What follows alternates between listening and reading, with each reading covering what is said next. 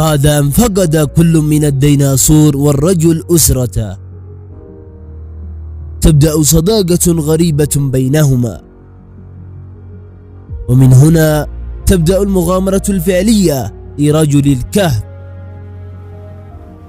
ويبدأ الجزء الثاني من الملخص.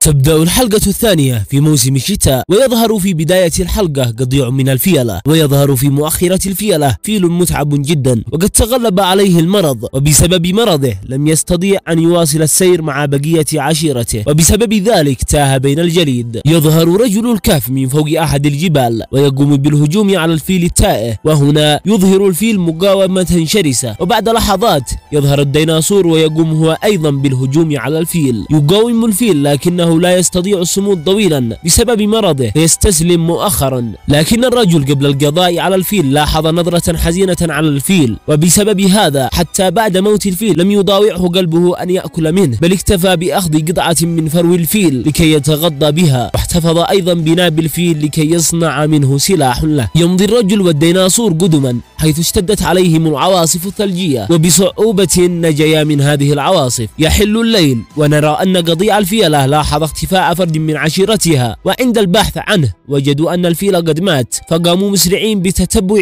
آثار أقدام الرجل والديناصور. وعندها كان الرجل والديناصور في الكهف، وبينما كان الديناصور يأكل اللحم رفض الرجل أن يأكل منه، وكان يتذكر أيام ما كان يعلم ابنه للصيد، حيث أنهم اصطادوا فريسة وظهرت عليها نظرة مشابهة للنظرة التي كانت على الفيل. ووقتها يتفاجأ الرجل والديناصور باهتزاز الكهف وبدأ تهدمه، فهربوا مسرعين إلى خارج الكهف ليتفاجأوا بوجود قضيع من الفيلة في وجههم. يتخذ الرجل والديناصور وضعية دفاع، ويبدأ قتال شرس بينهم وبين الفيلة. وبعد أن كادت الفيلة تقضي على الرجل والديناصور، يخرج الرجل الناب الخاص بالفيل الذي قام بالاحتفاظ به ويقوم بالتهويش به لإبعاد الفيلة، لكن الفيلة عند رؤيتهم للناب تظهر عليهم نظرة حزينة جدا ويتوقفون عن القتال. وهنا يفهم الرجل أنهم لم يأتوا لأجل القتال، بل جاءوا لاستعادة الناب الخاص بالفيل. ويقوم الرجل بإعطائهم الناب، تأخذ الفيلة الناب وتنصرف في هدوء. وفي اليوم التالي يظهر الفيلة في منطقة يتضح أنها مقبرة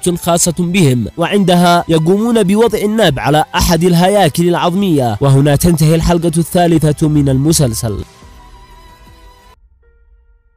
تبدأ الحلقة الرابعة بينما كان الرجل يمتدي الديناصور، وكان يهربان من قضيع ديناصورات عملاق. تقوم الديناصورات بملاحقة الرجل، وفي لحظة حرجة تسمع الديناصورات صوت مخلوق، فتقوم جميعها بالهرب في مشهد مرعب. وهنا يستغرب الرجل والديناصور ويقرران الاستعلام عن مصدر هذا الصوت. وبينما كان في طريقهما للبحث عن مصدر الصوت يجدان صخرة عملاقة وكان مرسوم عليها صور لجماجم، فيبدأ الرعب الحقيقي له.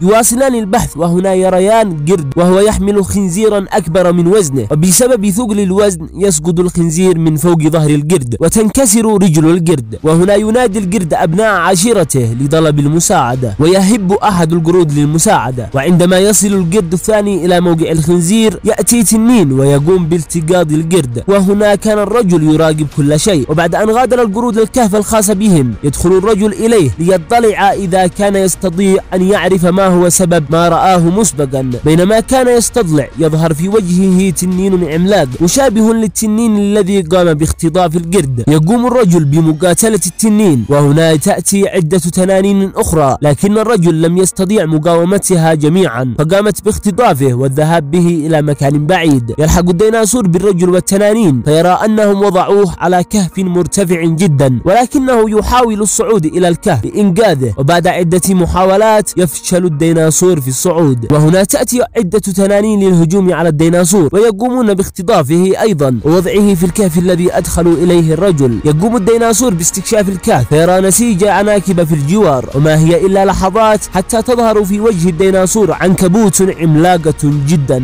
يكافح الديناصور العنكبوت لكنه لا يستطيع بسبب كبر حجمها، ولكنه استطاع أن يعرف موقع الرجل وقام بإخراجه بعدما كان يحبسه العنكبوت. يسيطر العنكبوت على الديناصور، لكن الرجل يخرج ويقوم بالتقاط قطعة عظام من الأرض ويقوم بغرسها في رأس العنكبوت لينقذ الديناصور. يموت العنكبوت وينجيان الرجل والديناصور، لكن تواجههم مشكلة أخرى وهي كيفية النزول من فوق الكهف المرتفع جدا، لكن الرجل يستخدم ذكاءه ويخرج شبك العنكبوت ويقوم باستخدامه للنزول هو والديناصور من فوق الكهف. تظهر التنانين وتعرف ما حصل للعنكبوت فتقرر الانتقام من الرجل والديناصور وتقوم باللحاق بهما، لكن الرجل يعود لالتقاط الرمح الخاص به، وبعد قتال طويل يستطيع التخلص من التنانين وأن يجعلها تفر منه. وهنا تطلع الشمس وتنتهي الحلقة الرابعة من المسلسل، وبهذا ينتهي الجزء الثاني من الملخص، فانتظرونا في ملخصات قادمة. وداعا إلى اللقاء في موعد جديد يطيب فيه اللقاء وتحلو المواعيد. سأودعكم وفكري عندكم، سأودعكم وقلبي معكم.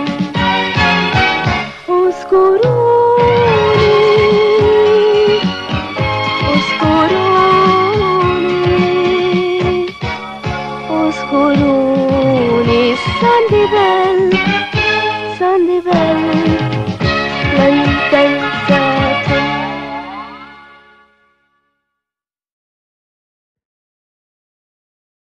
كفاح ونضال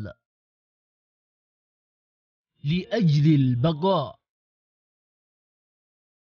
في بيئة لا تصلح حتى للحيوانات، فهل يتمكن هذا الرجل من مواصلة العيش تحت هذه الظروف؟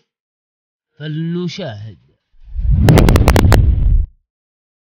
يبدأ الفيلم مع رجل كهف بينما كان يصطاد السمك له ولعائلته، وبينما كان يصطاد يظهر في وجهه تمساح عملاق جدا. ينجو رجل الكهف بأعجوبة من التمساح ويأخذ السمك ويعود به إلى الكهف لكي يطعم أبناءه وعائلته، وبينما هو عائد إلى الكهف يقابل بالصدفة وحشا عملاق، واتضح بعد ذلك أن هذا الوحش هو تنين عملاق، فيختبئ رجل الكهف داخل الشجرة، وبينما كان التنين يبحث عنه كاد أن يأخذ الأسماك التي اصطادها رجل الكهف. قبل أن يأخذ التنين الأسماك يسمع نداء تنين آخر له فيبتعد عن الشجرة وينجو الرجل من التنين بأعجوبة. يأخذ الرجل السمك ويواصل السير إلى كهفه، وبينما هو يمشي فإذا به يرى آثار أقدام كبيرة في طريقها إلى كهفه، وفجأة يسمع صراخ قوي جدا فيرمي السمك ويهرول مسرعا إلى كهفه. يصل الرجل أخيرا إلى موقع الكهف الخاص به، لكنه يصل متأخرا جدا، وآثار الأقدام التي رآها من قبل كانت للديناصور. وهنا في لحظة حزينة جدا التهم الديناصور زوجة الرجل وأطفاله. انفعل الرجل جدا مما رآه فلم يتمالك أعصابه، وبكل قوة يرمي الرجل الرمح باتجاه الديناصور الذي التهم أولاده وزوجته. يصيب الرجل الديناصور بالرمح، فيتضح من بعد ذلك أن الديناصور لم يكن وحيدا بل كان برفقة إخوته، لكن الرجل لم يستسلم بل هجم بكل شراسة على قضيع الديناصورات، لكن الديناصورات تجمعت عليه، ومجددا ينجو الرجل بأعجوبة حيث أن أم الديناصورات قامت بندائهم فانصرفوا. يعود الرجل إلى الكهف الخاص به وهو متحسر جدا على زوجته وأولاده، وعندما ينظر إلى رسمة كان قد رسمها له هو وزوجته وأولاده فيحزن بشدة ويقوم بمسح الرسمة. حينها قرر رجل الكهف التخلي عن حياته وأن يقفز من فوق تلة جبل عملاق، وبينما هو على وشك السقوط تطلع الشمس فيتخيل له أن زوجته وأولاده في مكان أفضل منه بكثير، وحينها رهم الرجل ألا يستسلم فقرر أن يواصل العيش ويكافح. يأتي يوم آخر على الرجل فيعود إلى الصيد، وبينما كان يأكل يرى ديناصور وهو يمشي بجواره فقرر أن يراقبه لكي يعرف مبتغاه. يلحق الرجل بالديناصور فيرى أنه يقوم بصيد السمك ويتجه إلى مكان محدد. يواصل الرجل اللحاق بالديناصور فيتفاجأ أنه كان يجمع الأسماك لأولاده الصغار، فيحزن الرجل مجددا ويتذكر عائلته وكيف كان يقوم بنفس العمل لكي يطعم عائلته، فجأة تأتي من خلف الرجل ديناصورات من نفس فصيلة الديناصورات التي هجمت على عائلته، وتقوم بالهجوم على الديناصور الأخضر وعلى أولاده في مشهد مشابه جدا لما حصل مع الرجل، لكن الديناصور يدافع عن عائلته بكل قوة. وهنا يقرر الرجل أن يدافع على الديناصور الأخضر وعائلته لكي لا يتكرر له نفس المشهد مرتين. يأخذ الرجل صخرة ويقوم بكسر رجل أحد الديناصورات، وبعد هجمات متتالية يقضي عليه. تأتي الديناصورات الصغيرة بعد ذلك لتشكر الرجل بطريقتها الخاصة في مشهد لطيف جدا، لكن الفرحة لم تكتمل حيث أتت الديناصورة الأم لكي تنتقم لأولادها